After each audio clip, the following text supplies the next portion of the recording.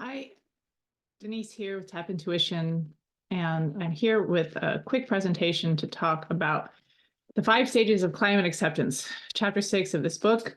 It's fantastic. It's one of the best things I've actually read about this. So we're going to go through some quick slides talking about the various stages, and then also go through a quick tapping exercise.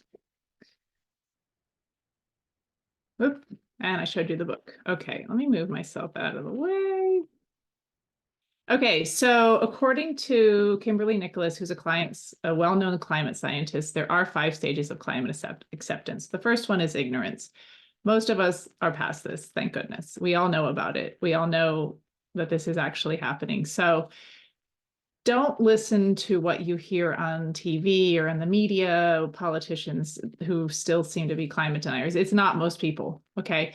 In fact, as you can see here, 65% of people in Texas, where I live, are concerned about climate change. 65%. It's probably a higher number than you were expecting. But here's the clincher. But they think only 38% are. So the 65% who care only think they're part of a 38% group. Okay. And there's a reason for this. And it's the break the silence that you saw on my title slide. It's because people aren't talking about it. Okay. Stage 2 is avoidance. And this is understandable. It's scary. It's overwhelming. It's a lot to think about. And what happens, and it's a mechanism to cope. And what happens is we are just going about our lives. We have work to do. We have kids to take care of. We have commitments to meet. And it just feels like one more thing that we have to do to fix. And some people are stretched to the limits with just what they have in their regular lives. So here we are going about our normal lives, knowing in the background that a lot of our choices and a lot of what we're doing vis-a-vis our carbon footprint is hurting the planet. So that cognitive dissonance, right? That holding those two sets of knowledge side by side in our minds, the fact that this crisis is real and that we aren't really acting on it, eventually can start to get uncomfortable. And some people do stay in this. Some people just have their heads in the sand. But if we're actually going to move forward as a society, we have to get beyond all of these stages, actually.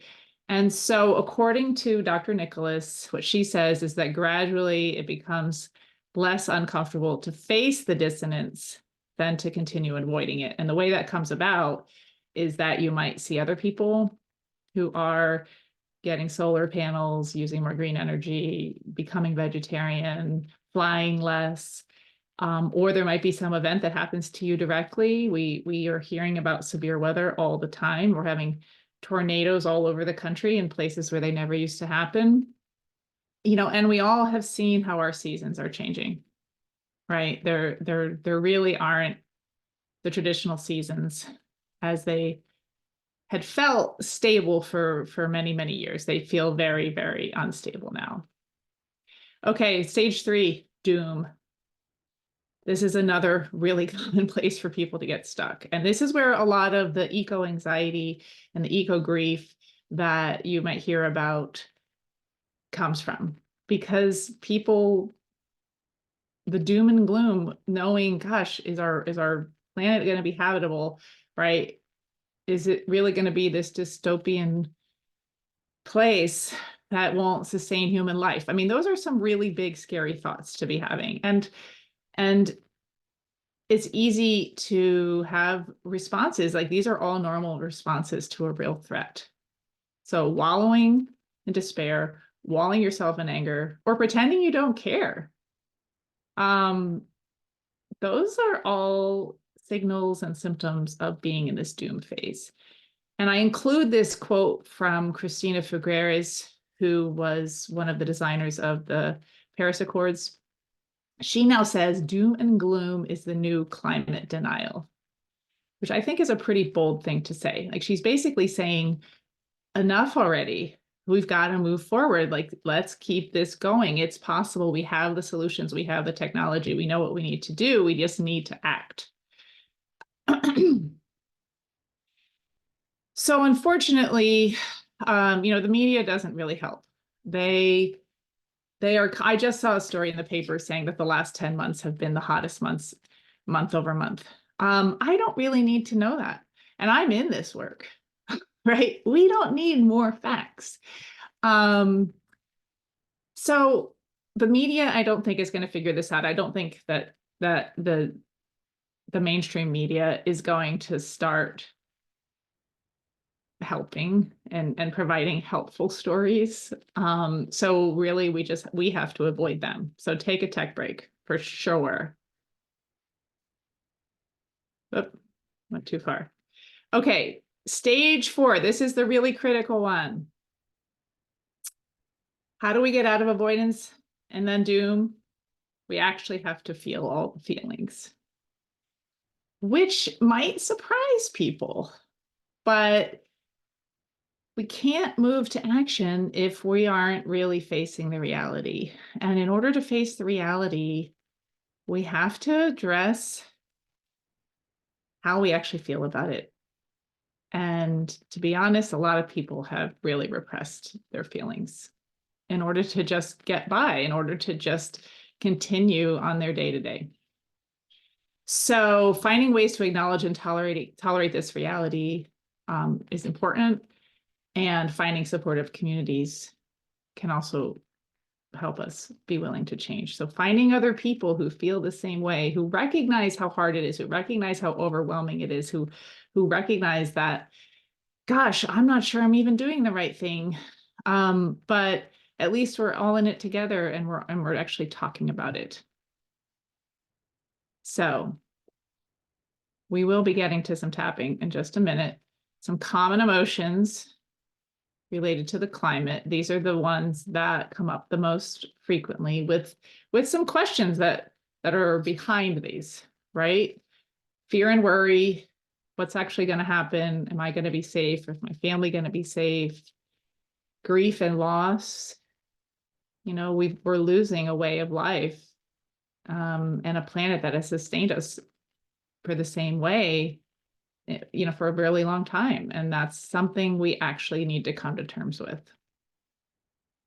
We might be angry or resentful about others who haven't done anything about it, the government, companies who are responsible, previous generations who knew about this, who just kept on trucking along. And to some degree, we, at least the current adults in this generation, are culpable in that as well. And why should I have to change? This is everybody's problem. What about everybody else? And then it's also very, very common to feel hopeless and pessimistic. And again, this is fueled by media, that, the world is a mess, politics, divisions, et cetera, et cetera. There's nothing we can do about it. And that is not true. And those voices are louder than the voices that are telling us what the solutions are. So we need to work through all of these feelings in order to be able to act. Okay, and once we do that, then the last stage of climate acceptance is purpose. And we ask ourselves these questions, what are my values? What does matter to me? What kind of world do I want my kids to grow up in? What kind of world do I want to leave for future generations? And then what unique strengths do I bring? What can I do to act that's in accordance with these values to protect people and nature from harm? And so these are questions to mull over. It's different for everybody. It's not that everyone has to do the same thing. I mean, yes, if we all flew less and drove our cars less, obviously that is a big part of it, but we don't all have the same skills. And some people might be advocates. Some people might be educators. There's a role for everyone once we get to this point, once we all are talking about it, okay?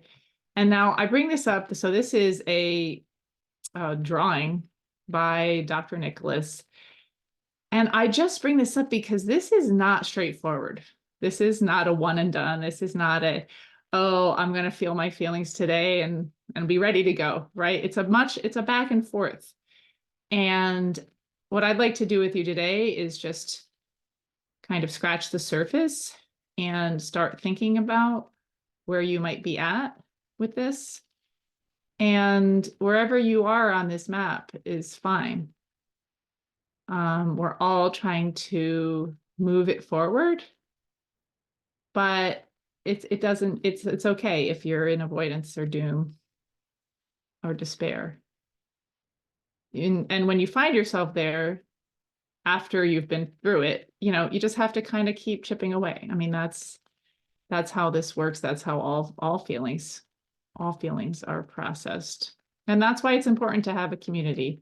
And as many of you know, I'm on the board of the Parents Climate Community, and we host climate cafes and help people have these climate conversations,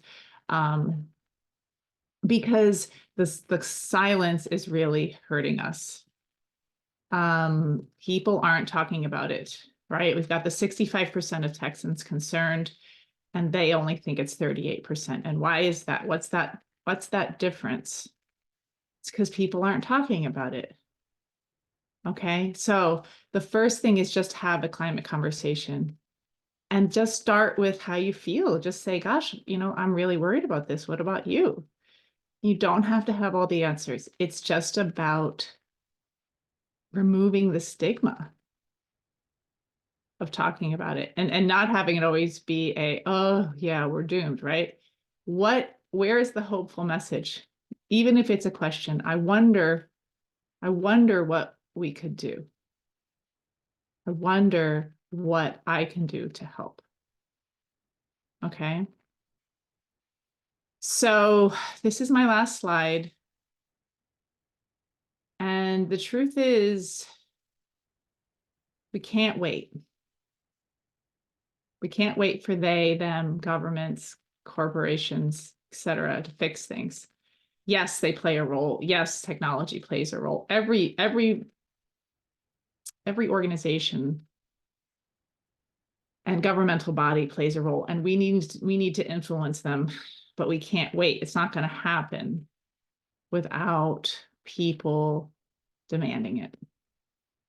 So that is the role that I am playing, is to help people move through this avoidance and doom stage.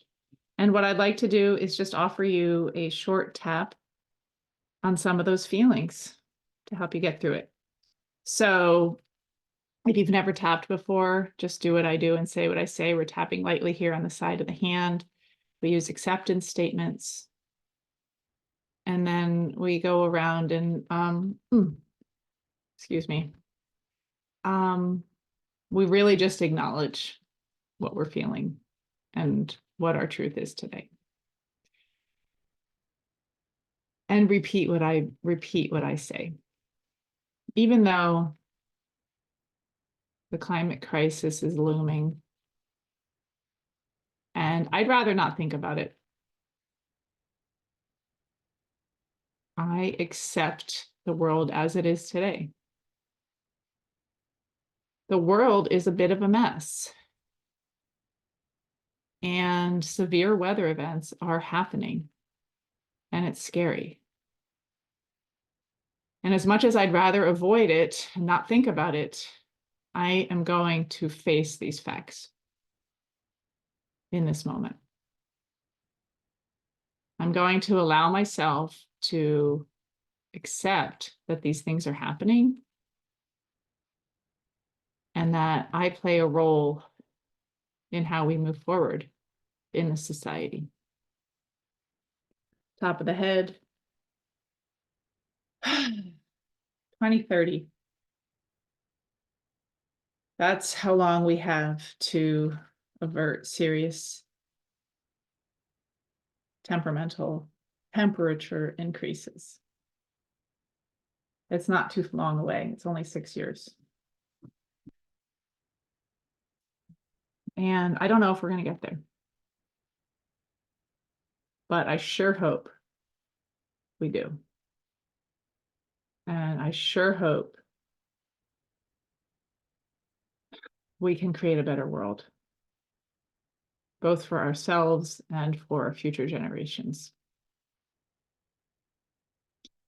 And as an American and as a Texan, I might feel a little guilty about all the energy that I've used.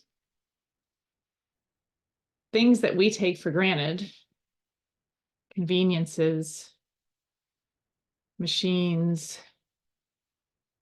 most of our lives are centered around driving different places. We're using up most of the carbon relative to other countries and other nations. And I'm just going to face that fact that I have contributed to this problem and that I continue to contribute to this problem. And that doesn't feel that great.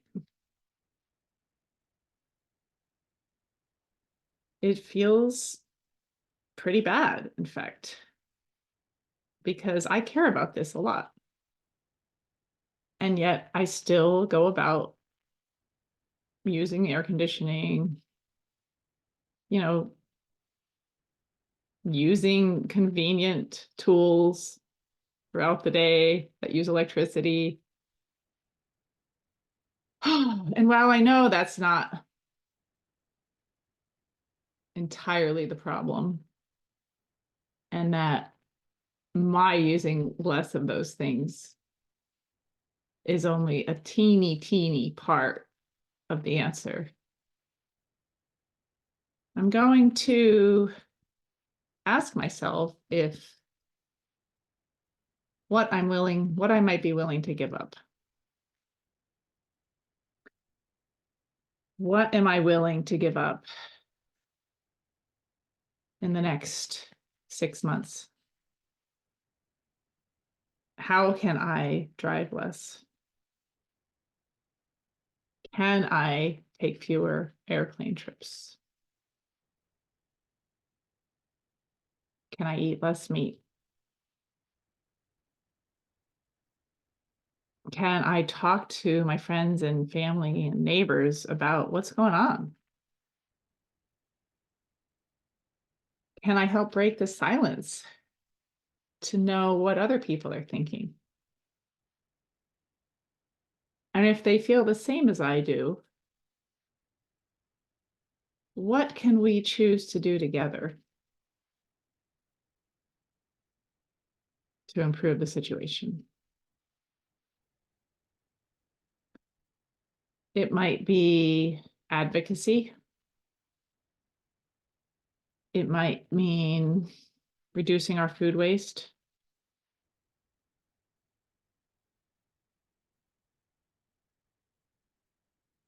And I'm just going to sit with this and see what comes up. See what answers rise to the surface. But for today and for this Earth Day and for this Earth Month, the one commitment I'm making is to break the silence, to feel my feelings, to address them as they come up. Maybe while I am hearing a news story about a fire or a hurricane or the extreme heat in the summer. Instead of avoiding that, I'm putting my head in the sand. I'm going to take a deep breath and I'm going to acknowledge how that makes me feel. Whether that's sad, worried, angry, overwhelmed, hopeless. I'm going to move through the feeling because the feeling is temporary. And then I'm going to talk to somebody and have a conversation and normalize this experience of the climate crisis that we're all having and make it a more common topic, because that's the only way that we can move through and move forward as a society. Thank you for watching. If you have more severe emotional reaction to this and need one-on-one support, please feel free to reach out to me through my website, tapintuition.com. Happy Earth Day.